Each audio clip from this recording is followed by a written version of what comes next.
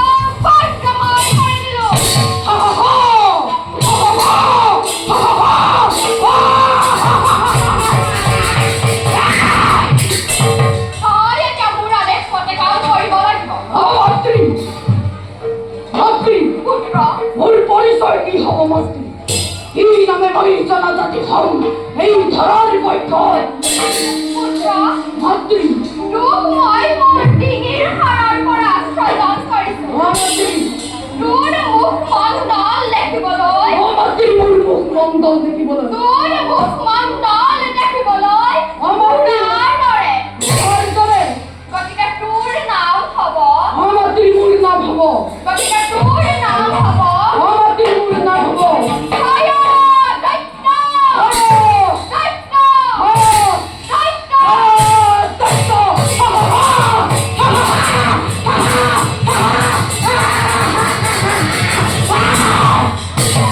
এতিয়া ধুমুহাৰ দৰে নিশ্চয় গ্ৰহ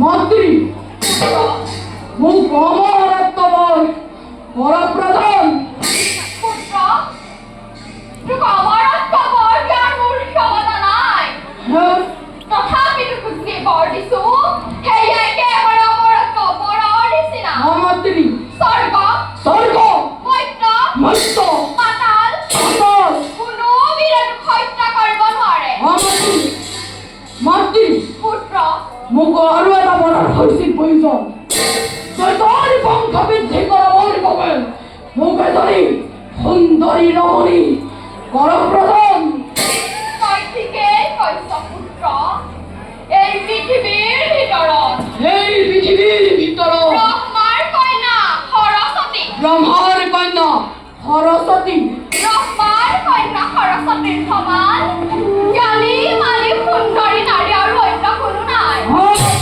তই চলে বলে কিম্বা কৌশলেৰে সৰস্বতীক বিবাহ কৰগৈ তই চলে বলে কিম্বা কৌশলেৰে সৰস্বতীক বিবাহ কৰগৈ তই চলে বলে কিম্বা কৌশলেৰে সৰস্বতীক বিবাহ কৰগৈ ব্ৰহ্মাৰ কন্যা সৰস্বতী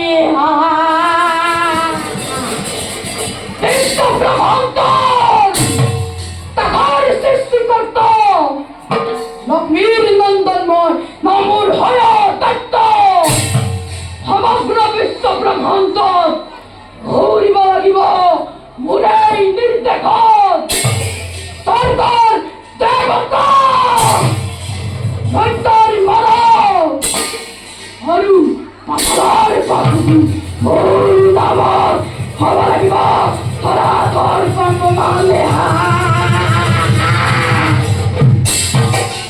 ব্ৰহ্মাৰ কন্যা সৰস্বতী সৌন্দৰ্য নাৰী আজি কৰিব লাগিব মোৰেই অৰ্ধাংগিনী দেশক জগতে পূজক বিশ্বই হৰ তত্ত্বৰ হত্যা কৰ্তা और आक्रमण किमान ईमान सरस्वती